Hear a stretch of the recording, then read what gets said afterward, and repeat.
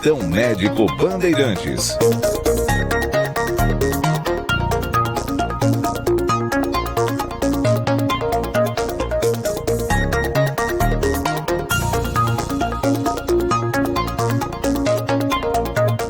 Muito bem, e abrindo o Plantão Médico Bandeirantes de hoje, já na ponta da linha aqui, recebendo o oftalmologista, o doutor Daniel Camilotti. Tudo bem, doutor? Como vai? Seja muito bem-vindo, hein?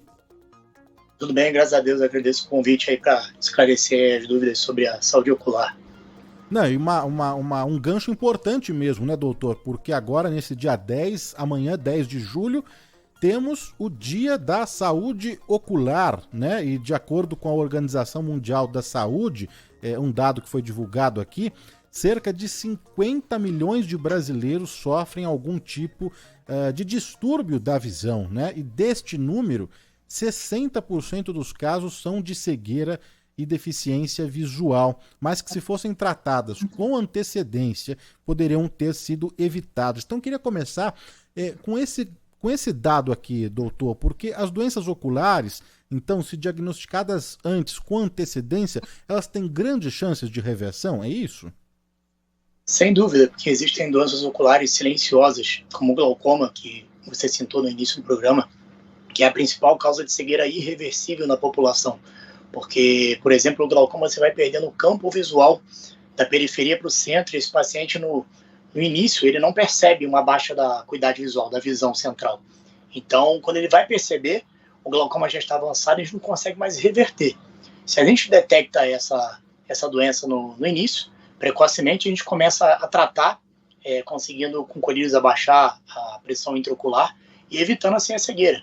Além de outros problemas na retina, como algumas roturas, lesões periféricas que podem gerar descolamento de retina, olhos vermelhos que muitos pacientes acham que é uma conjuntivite, vai passar e pode ser um olho vermelho mais grave, como uma inflamação, uma infecção chamada uveíte, olho vermelho por uma úlcera de córnea, então, por bactéria. Então, o tratamento precoce, a avaliação precoce, principalmente anual, mesmo sem nenhum sintoma, é muito importante para a gente evitar a cegueira no futuro.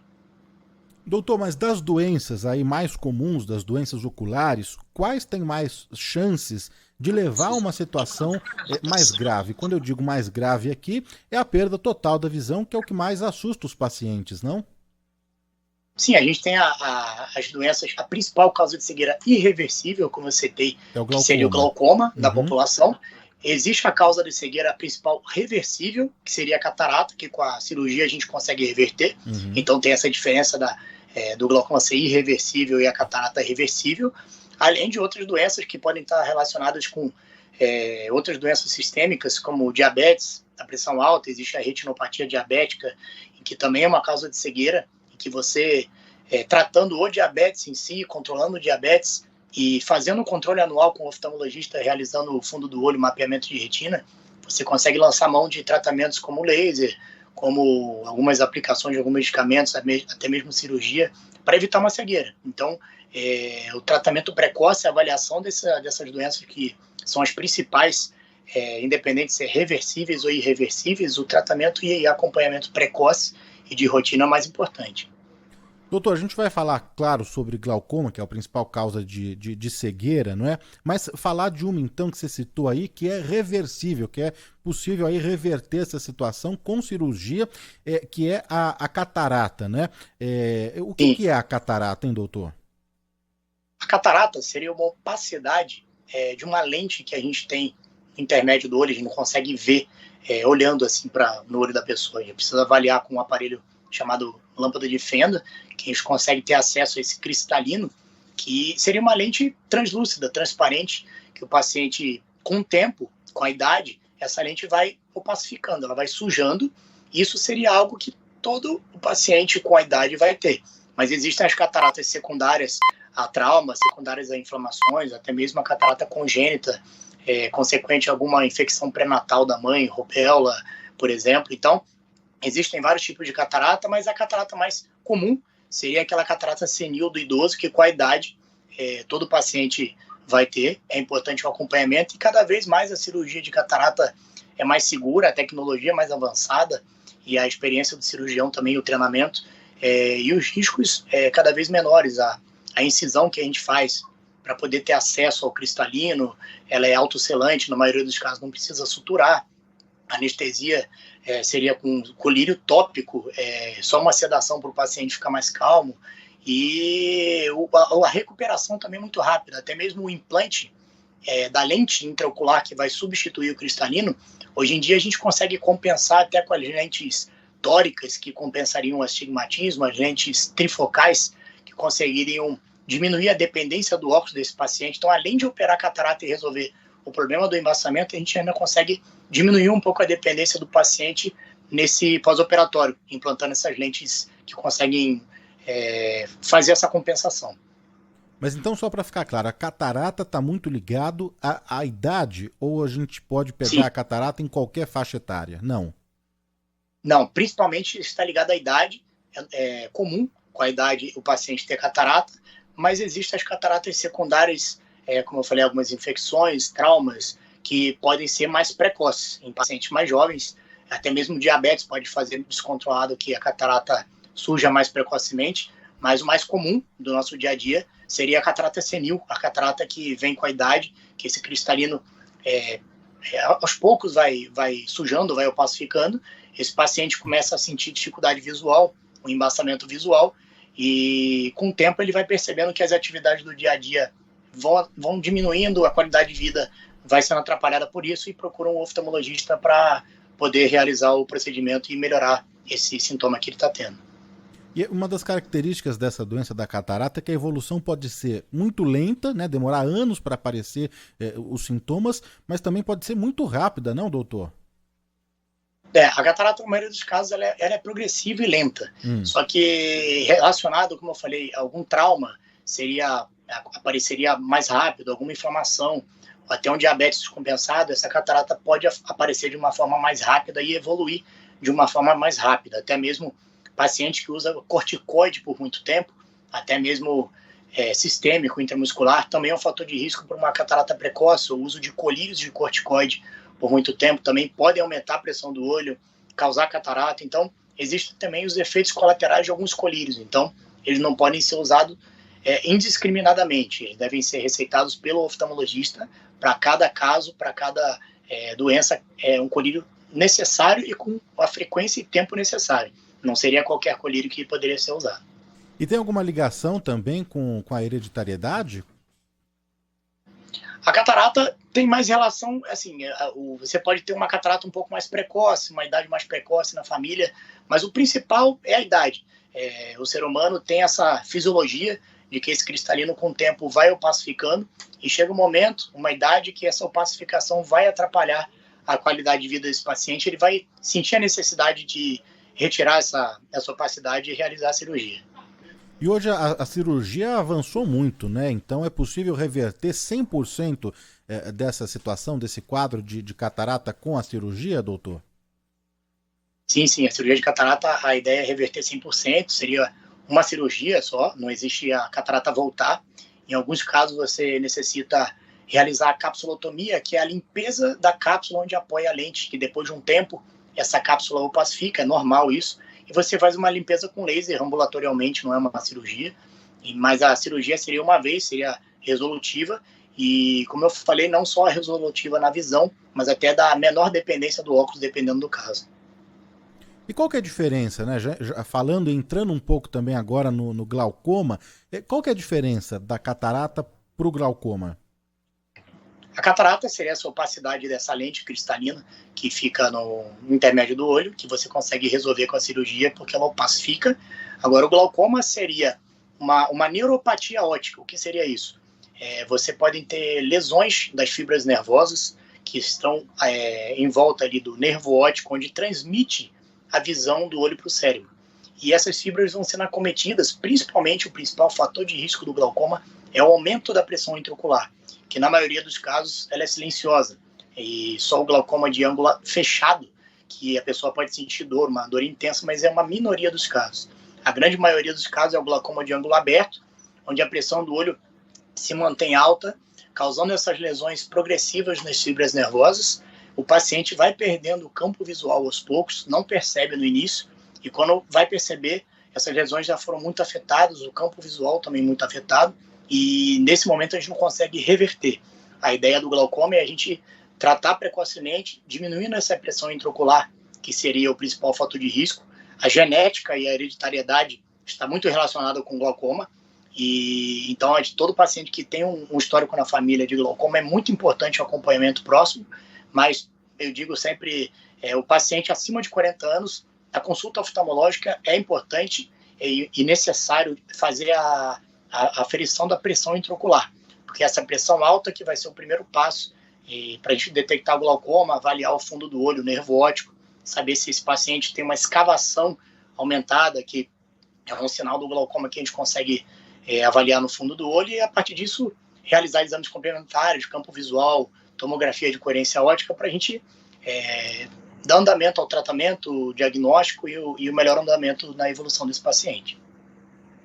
Doutor, mas um paciente pode sofrer com as duas coisas? Ele pode ter catarata e glaucoma juntos? Sim, sem dúvida. Um paciente com idade, todos vão ter catarata, e o paciente que tem glaucoma vai ter essas duas doenças. Então, existem até algumas cirurgias que são combinadas, que seria a facectomia com a lente intraocular, que é para resolver a catarata, e a trabeculectomia, que seria a cirurgia do glaucoma. Então, no mesmo ato cirúrgico é possível realizar essa cirurgia, mas o glaucoma, a cirurgia não seria, vamos dizer, a primeira opção. A primeira opção a gente tenta sempre controlar a pressão com os colírios hipotensores, que vão diminuir a pressão do olho, tentando controlar essa pressão. Quando essa pressão não é controlada, ou existe algo que dificulte o uso do colírio pelo paciente, ou até mesmo a dificuldade do paciente comprar esses colírios e a manutenção do uso, o uso correto, então é indicada essa cirurgia, que seria a trabeculectomia, ou até mesmo um implante de válvula, quando a trabeculectomia não faz um bom efeito. Então existe sim o paciente ter essas duas patologias ao mesmo tempo, e até mesmo no mesmo ato cirúrgico conseguir resolver tanto a pressão intraocular como a catarata. Estamos conversando aqui na Rádio Bandeirantes, no Do Bom e do Melhor, no Plantão Médico Bandeirantes, com o doutor Daniel Camilotti, que é oftalmologista, e hoje falando sobre saúde ocular. Neste dia 10 nós temos aí o Dia da Saúde Ocular, um dia importante para fazer esse alerta mesmo, principalmente a prevenção, né? A gente trouxe aqui no começo do programa, não é, que as doenças oculares, se diagnosticadas com antecedência, tem chances e grandes chances de reverter. Então, por isso mesmo, é importante a gente falar e trazer esse assunto aqui para o debate e falar da prevenção. Cumprimentar aqui os nossos ouvintes, viu, doutor, que estão na escuta e tem muitas perguntas, muitas dúvidas. A Estela Abdala está na escuta lá em Florianópolis. Diz aqui que o primo dela, Noubar, que é ouvinte aqui do programa, fez aniversário quinta-feira, no dia 7. Então, parabéns aqui ao Noubar. Cristóvão Pascoal Filho também aqui na escuta, a Cláudia Ramos, o Ferdinando, João Luiz, Leatrice Baques, Marco Andrade, Cristina, Kátia Martins, doutor, estou com blefarite. Depois a gente vai falar sobre isso aqui também, atender aqui a Kátia Martins. O Miguel Aguilera, doutor, gostaria de ouvir mais sobre o glaucoma aberto e fechado.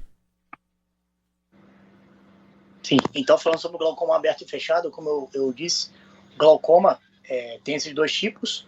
O glaucoma de ângulo aberto seria o mais comum, em que um paciente não vai ter um sintoma de dor, de dor de cabeça, ele vai ter um glaucoma que silenciosamente vai afetar o campo visual, e esse paciente, se não passar em consulta oftalmológica, vai passar despercebido e não vai procurar o oftalmologista procurando tratamento, e quando for procurar já existiria um glaucoma mais avançado. Já o glaucoma de ângulo fechado é um glaucoma que causaria dor, que é o humor aquoso, que é o líquido que precisa, vamos dizer, descer pelo ralinho para ser drenado, pelo ângulo estreito do olho, ele não consegue descer. Então, nesse paciente que tem esse ângulo estreito, em algum momento ele pode ocluir. Então, nesse momento que esse ângulo oclui, a pressão se eleva demais e a dor é intensa, a dor de cabeça, mas esses casos são uma minoria.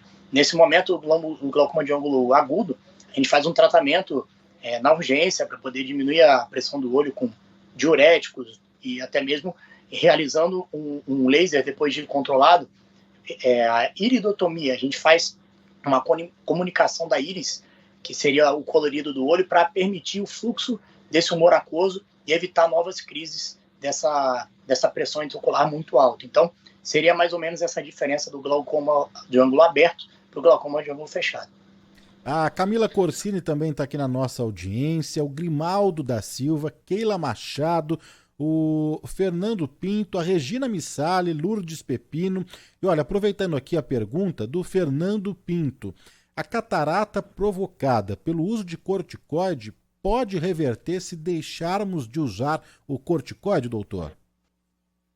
Não, a partir do momento que o corticoide afetou o cristalino, já foi opacificado e a gente indicaria, tem reversão sim, mas com a mesma cirurgia de fasectomia. Mas é importante o Fernando relatar isso, porque o corticoide é uma das principais causas da catarata secundária ao uso de medicamentos. E existe aquele uso indiscriminado de alguns pacientes que compram na farmácia o colírio sem saber os efeitos que ele causa. Então, tanto o colírio corticoide como até o uso sistêmico do corticoide pode causar uma catarata secundária. Então, sim, tem reversão, mas não por parar de usar o corticoide, sim pela cirurgia.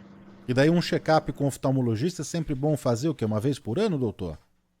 Sim, pelo menos uma vez por ano, a gente diz. Mas pacientes diabéticos, que tem glaucoma, alguma doença ocular também, com uma degeneração macular, isso tudo, a frequência deve ser aumentada, porque ele deve passar mais perto, ficar mais de perto ali com o médico, para não deixar a evolução acontecer da doença mais rápido. A Cris Arujá pergunta o seguinte: quando a pessoa, o paciente, tem catarata em apenas um olho, ela deve operar os dois? A colocação da lente é obrigatória em todos os casos, doutor? Cris, então depende do quanto que a catarata está atrapalhando esse paciente. A catarata é feito, na maioria dos casos, unilateralmente, opera um olho, depois de mais ou menos umas 2 semanas pode-se operar o outro, que também teria catarata, mas se o outro olho não tem a catarata, não é obrigatório operar. A gente indicaria cirurgia se o outro olho tivesse também a catarata, né? Nem que seja inicial, moderada, mas não precisa deixar ele avançar. Mas só se tivesse indicação. E a lente, sim, hoje em dia é indicado em todos os procedimentos, independente da ser tórica, premium, trifocal. Existe a monofocal, que seria a lente que não permitiria essa, vamos dizer, a independência ou a menor dependência do óculos, mas todos os casos devem sim ser implantados, senão o paciente que fica sem essa lente, ela já compensa a hipermetropia altíssima, que ficaria de 12 graus se essa lente não fosse implantada. Então, hoje em dia, todos os casos de catarata, todos não, claro que existem exceções, mas a grande maioria dos casos é indicado sim o implante da lente, até para compensar essa hipermetropia que ficaria se a lente não fosse implantada. E aproveitando o gancho aí, o Marco Andrade quer saber se existe realmente diferença nas lentes, né? Nas cirurgias de catarata, realmente existe essa diferença na lente, doutor? Existe. Como eu falei, as lentes monofocais, elas vão resolver o problema da catarata. Existe a monofocal esférica, a lente monofocal asférica, que seria mais fina na periferia. A lente tórica, que corrigiria o grau de astigmatismo do paciente. A trifocal, que seriam halos que conseguiriam diminuir a dependência do óculos para longe e para perto, se o paciente já tem a dificuldade e quer ficar menos dependente do óculos para perto, devido à presbiopia. Então, existe sim essa diferença e é importante sempre ser conversado, saber o perfil de cada paciente para a melhor indicação de cada lente. Tem muitas dúvidas, muitas mensagens mesmo para o doutor Daniel Camilotti, oftalmologista, hoje participando aqui do Plantão Médico Bandeirantes. Na sequência aqui teremos também Dave McLean cantando os grandes sucessos, falando sobre as novidades da carreira, muitos projetos, shows por todo o país. Mas vamos colocar uma pergunta aqui de áudio para o doutor Daniel, vamos lá. Bom dia, a voz rouca é o resto de uma mega gripe que eu tive. Perdi a voz.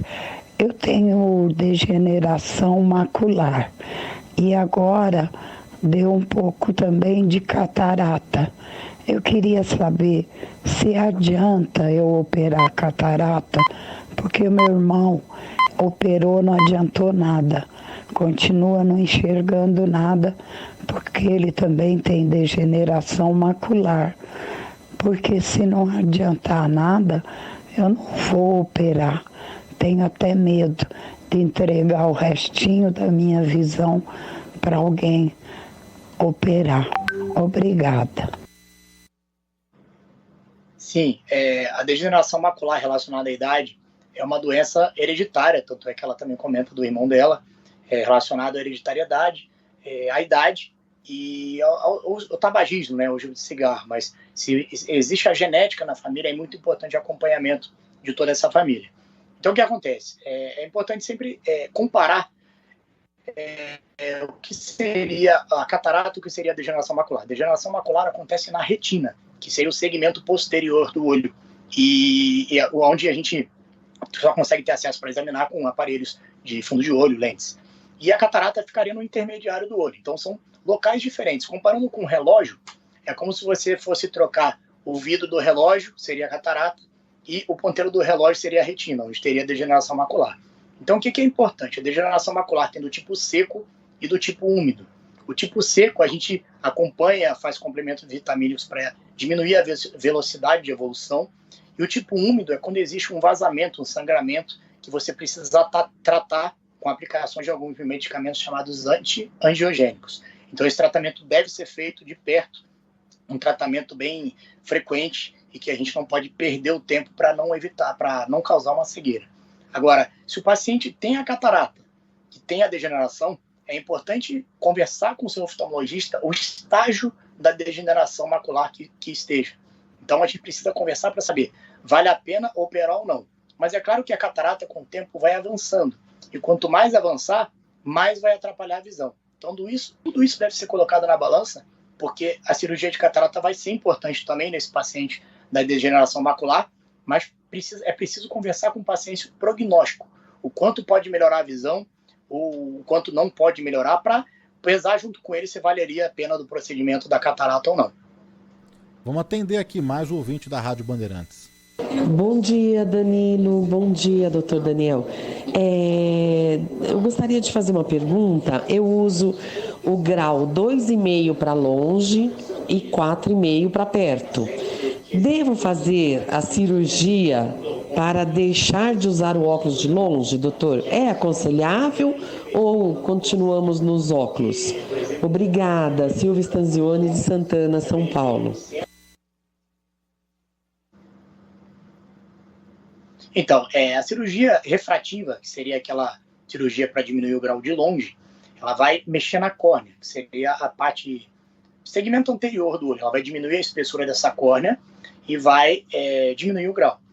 Então, o que acontece? Essa paciente, a princípio, tem 2,5 para longe e uma adição de 2 de perto, que daria 4,5. Então, se ela tiver um grau de hipermetropia de longe de 2, se ela operar esses 2, provavelmente vai manter os 2,5 de perto, porque essa cirurgia não compensaria a presbiopia. O que é isso? Depois dos 40 anos, a gente tem uma dificuldade maior de focar, porque a musculatura do nosso olho ela precisa contrair para conseguir enxergar de perto. E depois dos 40 começa a presbiopia, que com o tempo ela vai aumentando, 0,25 a cada 2 anos, e esse grau a gente não conseguiria tirar com essa cirurgia refrativa.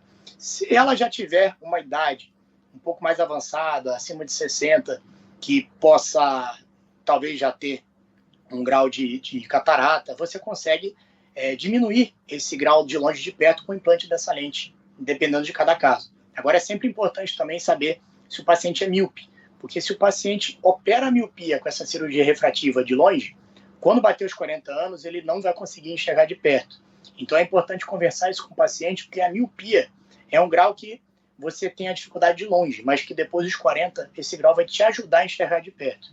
Então, tudo isso deve ser colocado na balança com o seu oftalmologista para saber o custo-benefício da cirurgia ou não.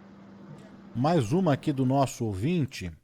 Bom dia, doutor. Eu tenho 29 anos e não tenho quase a visão no olho direito devido à uveiite. Essa doença pode passar para o meu outro olho e a visão perdida pela uveiite no olho direito pode ser recuperada? É o Tiago. Então, é difícil dizer detalhe porque a uveiite tem várias causas. A uveiite pode ter causa infecciosa, pode ser até tuberculose, toxoplasmose, herpes. Diversas doenças infecciosas podem causar uveiite. Seriam livros e livros de causas. Então, primeiro, é importante investigar a causa. Vamos dar o exemplo da toxoplasmose. É um protozoário que você vai ter ali ele dormindo no corpo. Você trata a toxoplasmose, vamos dizer que teve no olho, e aquele medicamento que fez o tratamento vai fazer aquele protozoário dormir. Mas não é que ele vai passar de um olho para o outro. Você tem aquele protozoário ali no seu corpo que pode eclodir no outro, mas não quer dizer que vá aparecer. Então, primeiro, é importante descobrir a causa, porque você precisa tratar a causa para não aparecer de novo. Mas, e conversar com o seu médico também, se existe uma cicatriz que não tem a reversão, ou se essa uveíte está ativa e tem indicação de tratamento. Então, tudo depende do momento que está essa uveíte e qual a causa. Olha, tem mais uma pergunta aqui de áudio para o doutor Daniel Camilotti. Bom dia, Danilo. Aqui é o Salvati da Vila Sabrina. Gostaria de saber, perguntamos aí para o doutor, se esse óculos aí de farmácia eu comprei, estou enxergando bem, não podia nem ver TV, nem fazer cruzada, nada. Se ele é prejudicial, eu queria saber, ele me responder aí, por favor. Muito obrigado, viu?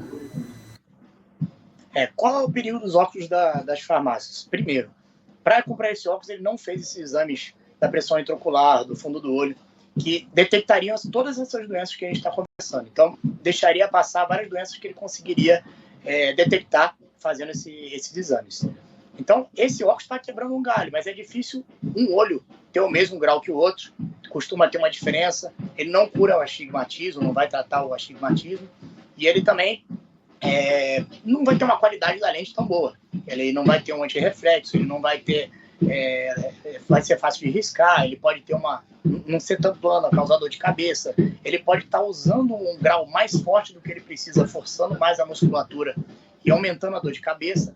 Então, o importante é passar para o oftalmologista, fazer o exame completo, porque o óculos é o início da consulta. A gente saber se ele enxerga ou não com óculos, mas o óculos é só o início. A gente precisa fazer vários outros exames, pelo menos na consulta básica mesmo, como a pressão intraocular, o fundo do olho, o exame com a lâmpada de fenda do segmento anterior, da córnea, da retina, que seria o segmento posterior, para evitarmos problemas. Então, nós, oftalmologistas, não indicaríamos o uso dessas lentes de farmácia, que compre em qualquer banquinha, porque teria todos esses riscos.